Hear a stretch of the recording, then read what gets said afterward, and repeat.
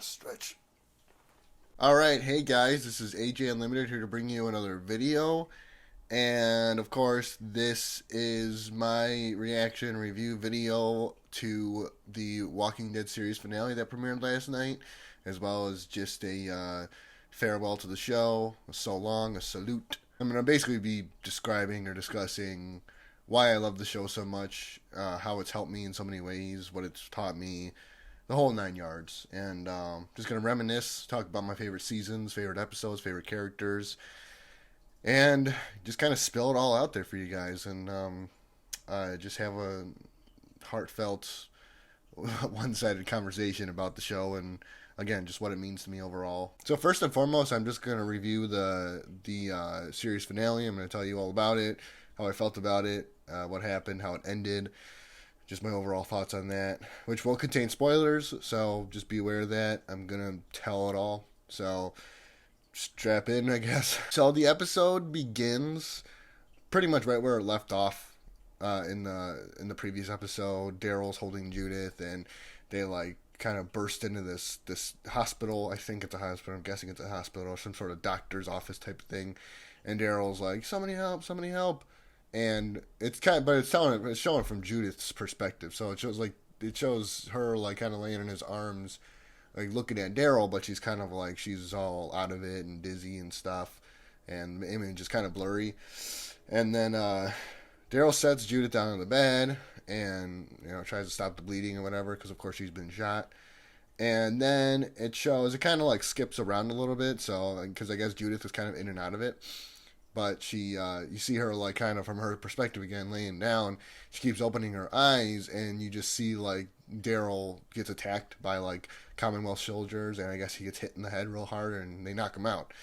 So she opens her eyes. You see him fall to the floor, and he's just unconscious. And then she's kind of looking around, and you see a bunch of zombies trying to get into the building. And it's like, oh no, what's gonna happen? What's gonna happen? And Judith, what a tough little girl. She gets up, and she's like, again, kind of out of it. She's like just kind of barely able to stand up, and she like kind of like she closes some of the doors because the doors are open. She closes the doors and tries to barricade everything, tries to stop the zombies or walkers from getting in. And then she like falls down. She passes out, and she's falls down right next to Daryl. And you see them both just laying there, unconscious basically. And the zombies are all trying to get in. Very suspenseful. So then it goes to the intro, does the whole, theme song or whatever. So then we do see, like, the rest of the group. They're fighting off all the walkers that are invading the Commonwealth. And they're struggling a little bit. And we have one character death in that scene. I don't know her name, but it's that one chick, Luke's girlfriend. She gets, like, eaten alive just, like, out of nowhere. And then, so yeah, she's dead. She's, like, 100% dead, gone. And then Luke gets bit on the leg. And it's like, oh no, what's going on? And I thought there was going to be more than that. I thought like people were just going to start getting chomped on like crazy, but that didn't really happen. It was two of them. But they get Luke to like the hospital or whatever, same hospital that Judith is in. They lay him down. They have to cut off his leg, but they're too late. He lost too much blood and he dies. And all of his friends, Magna, Kelly, Yumiko, are all there, and obviously they're crying, and they're having a very emotional moment. And Daryl's obviously watching all this. He's like, okay, well, I don't want to have to go through that. I'm not losing a loved one. So I guess he just kind of snaps into action, and he decides to give Judith blood. And he reveals that he has, I guess, like universal blood type. He can give blood to anyone, because he said back in the day Merle used to make him sell his blood for money and stuff, which I thought was kind of funny. I think the walkers start getting in or something. All he knows is they have to like leave. They have to evacuate. And obviously Daryl doesn't want to leave Judith, but he's like, kind of doesn't have a choice. So he rips the IV out, and they go to like the main area of the hospital, the main foyer area. And there's a lot of callbacks to like earlier seasons in this episode, which is really cool. Like when Daryl leaves the hospital room with Judith in there, he like puts a bed against the door, like how Shane did in season 1 for Rick. And he like puts a shelf there too or something, so the walkers can't get in there. And they all go, Carol and him and everybody else. They all go out to like the main foyer area, and another season 1 callback. There's a zombie with a rock trying to smash the window. That's something that did happen in, I think it was like the second episode of season 1. So the zombie's successful. He breaks the window, and they have to like go get out of here. Daryl, I believe it's his final crossbow kill, because I do see he uses the crossbow one last time on a just random zombie, and then they go and they're running, and now this scene, because they're running like, so they go like they're in the hallways, and he has to go save Judith. So he grabs Judith, brings her out. They're wheeling her around in the hospital. And this scene reminded me of the earlier prison days when they were exploring the prison, and they were going down like the hallways, and you would turn. There'd be a bunch of zombies, so they have to run that way. It was kind of like that.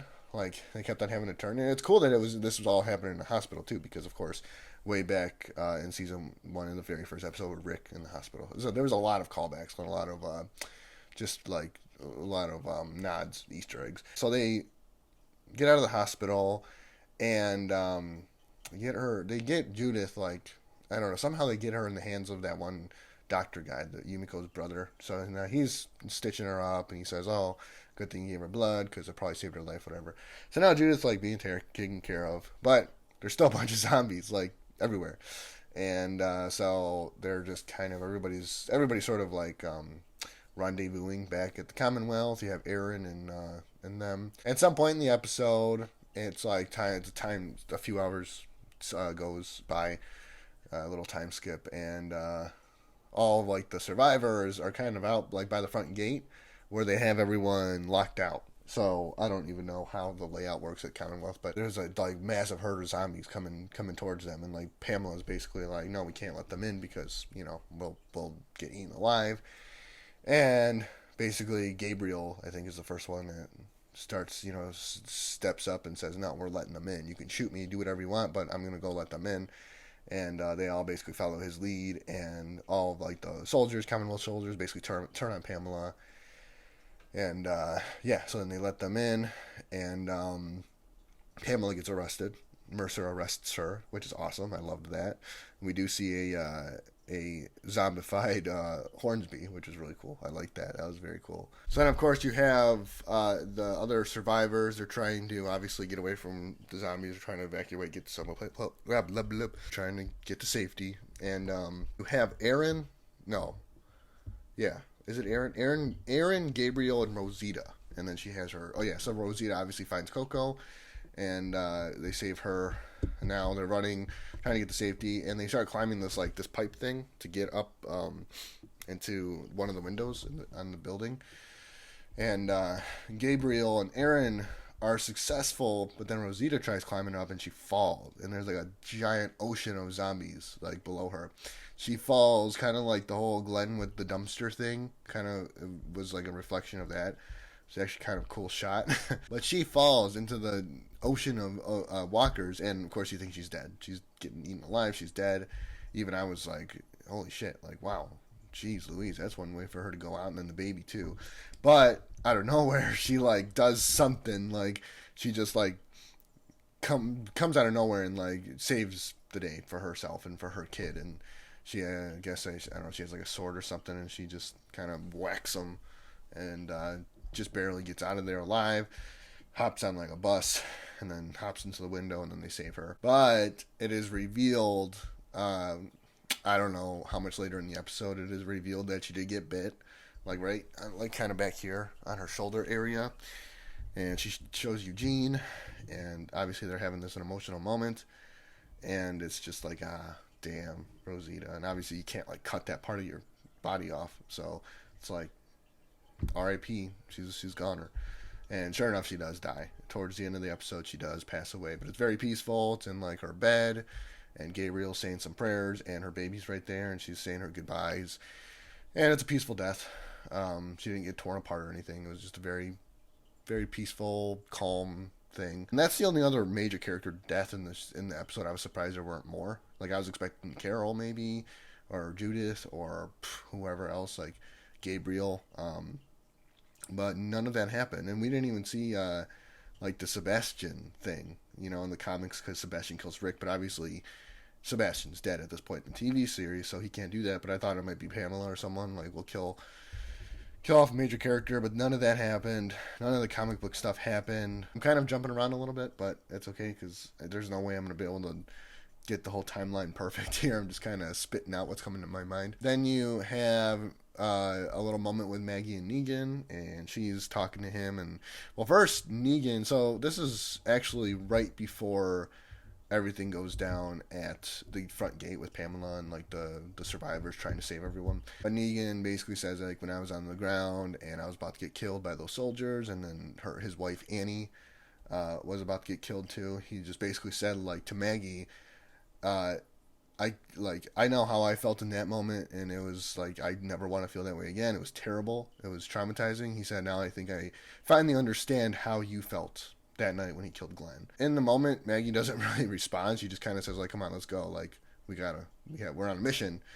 And so Negan's like, ah, shit, like silent treatment. And that's the worst. It's like she didn't say anything to that. It's just whatever. But then later on, she basically tells him that she's thought about it for a long time, and she was, it was nice to hear him apologize. But she said, unfortunately, she just can't forgive him because of that. Like, basically, stay out of the way. I don't ever want to talk to you or see your face. I won't kill you. I won't kick you out, but I can't forgive you.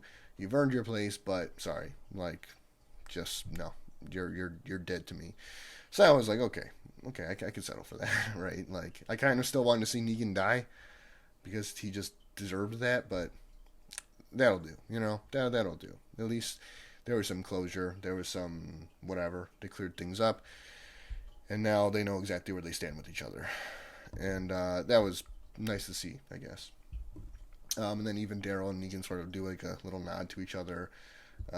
So they're cool, I guess. Oh, of course, Lydia obviously has her arm cut off.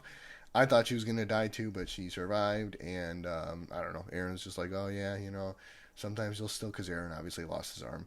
She's like, yeah, sometimes, it'll still feel like it's there and you'll want to move it, but it's not there, whatever, this and that and the other. So then there's a 1 year time skip, and I guess Eugene and What's-Her-Face has a baby, and Eugene's visiting Rosita's grave, as well as there's a couple other names on the grave. And that's when Daryl rides off in the sunset, says his goodbyes, everybody sheds their tears, and then very final scene, very final shot of the episode was Judith and RJ stepping outside on like a balcony and like looking into the sunset, and the camera just pans away, and it's very beautiful. So then the episode fades out, and you think it's over, but you hear Rick's voice narrating, and I don't know, I couldn't quite tell if this was like a replay, if this is something he said in a previous season, or if it's a new material, new stuff. But he starts narrating about like all the people that they've lost, and they're showing like a montage of all the people. It's very, very emotional, very beautiful. But it went all the way back to season 1, and just briefly showed everyone that they've lost, all like the main characters. And Rick's just narrating, and I don't know. You see some shots of him, like I don't know. It kind of happened pretty fast. And I had drank a lot of champagne. So I was kind of like, I'm like, okay, I'm like loopy. He's narrating something, Michonne's narrating something, and you see where she's kind of what she's been up to. And so they, at this point, have not met. They haven't found each other, apparently. And obviously Rick hasn't, shown up to reunite with Daryl or any of them. But you still at least see his face, you hear his voice, you get a little taste of like what he's been up to, where he's been, what's going on, and that's all I really needed. I'm just glad that they showed something.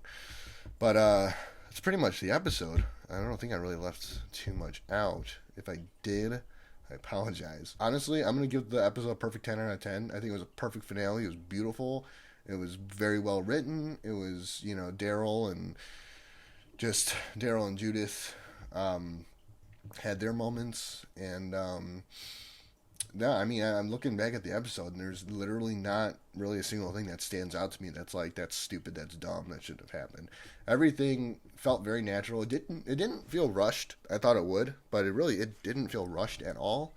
It felt natural. It felt, it just felt right. It was okay. Everything was fine. Now I'm going to kind of go back a little bit and describe basically my entire Walking Dead journey as a fan, as an audience member, and why I loved it so much, why I stuck with it for so long after so many people stopped watching it, and just what it's done for me, what it's got me through. So I actually started watching the show back in 2012, right after season two ended and was released to. It wasn't even on Netflix yet. It was on Amazon Prime, where my brother had it. He was watching it, and it was funny because my brothers were living in Florida at the time, and because they were going to school down there, and they had come up to visit, come back up, and they were staying at the house, obviously, where I was living, and my brother was actually just kind of like randomly said, "Hey, there's like this new show. It's called The Walking Dead. Like you should watch it. It's really good." I'm like, "Okay." So I watched it, and I watched the first episode, and I was just immediately hooked. Binge watched like the first season in like probably a day or two. It was funny because when the season finale of season two was over, I didn't know it was the season finale. I wasn't paying attention, so when it was over, I tried watching the next episode, and it wasn't there. It wasn't available. There was no next episode. So like the fact that like because obviously the camera pans out after Rick says like, "Oh, this isn't a democracy anymore."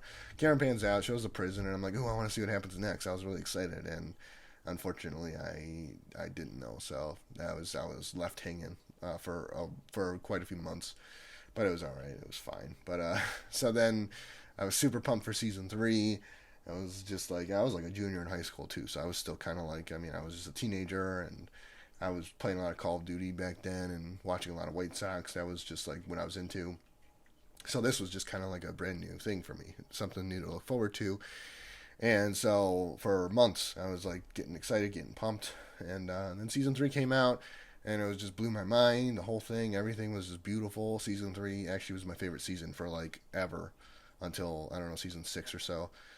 But no, I loved season three. It had a little bit of everything. You see like more interaction between some of the characters, and you see more just action in general. And we have our first real human threat or enemy, which is the governor, of course. And you have like Uncle Daryl. He's stepping up to the plate now that Shane's gone, and he's being sort of like a big brother to Carl and like to Judith, obviously. And he's just stepping up. I really love that, to see that side of Daryl, just being a big brother slash uncle slash leader slash whatever, right hand man to Rick, and yeah, just everything. I mean, Michonne's introduced, and Tyrese, and yeah, I mean, yeah, I started to really kind of look at these characters as like, well, obviously heroes, but more than that, like almost like family. Like Rick was becoming almost like a father figure to me, and I think it was just overall the amount it was just it was so real. It felt real because the acting was so genuine, and the writing was so good. And Rick was just like, you don't see characters like Rick in TV shows and movies anymore.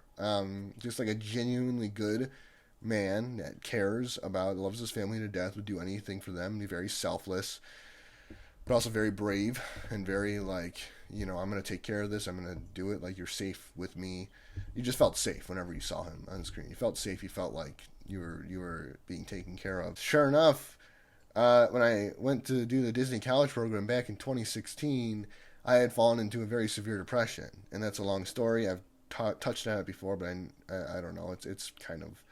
It's pretty far in the past now, so I don't really talk about it too much. But long story short, I fell into a very severe depression, and The Walking Dead and The Office were the only two shows that I still watched and enjoyed, and they helped me get out of my head a little bit and gave me something to rest on every once in a while when I needed it, a shoulder to cry on, if you will.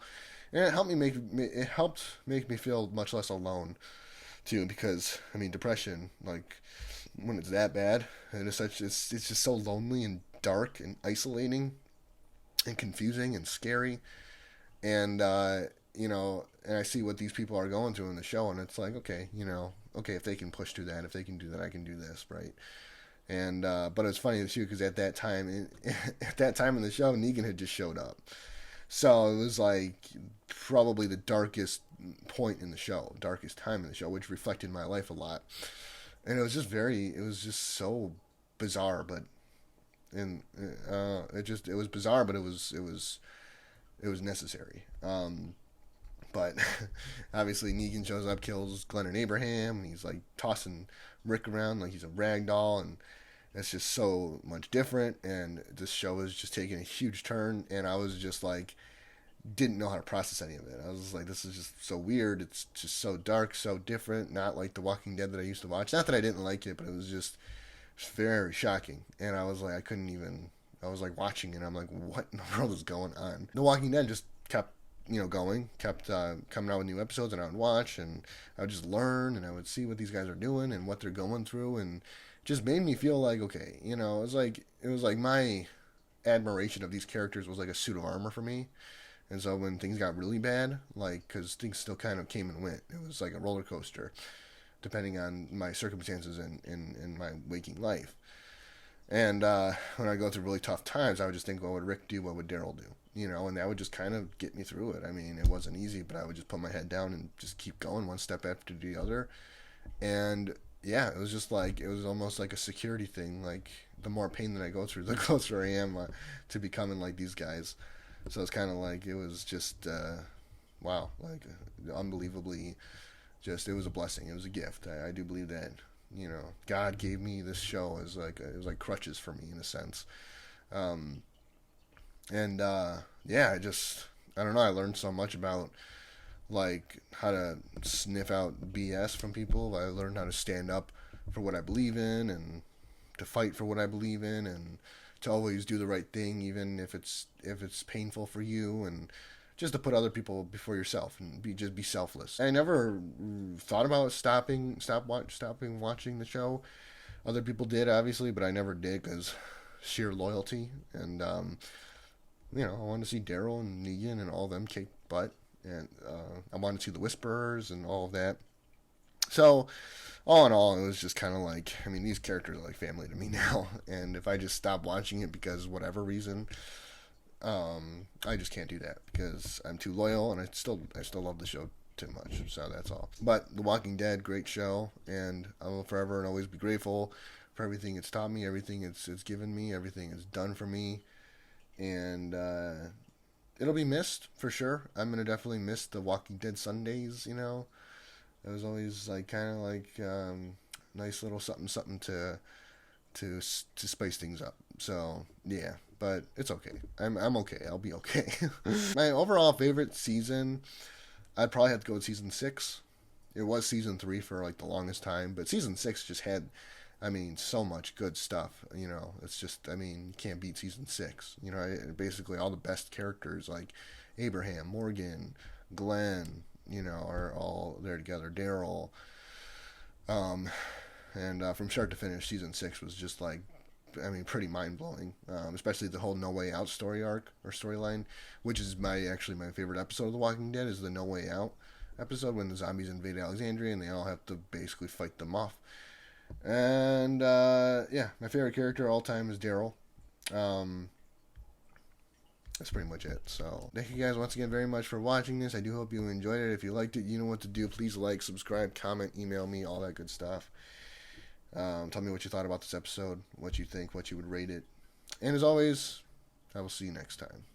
God bless.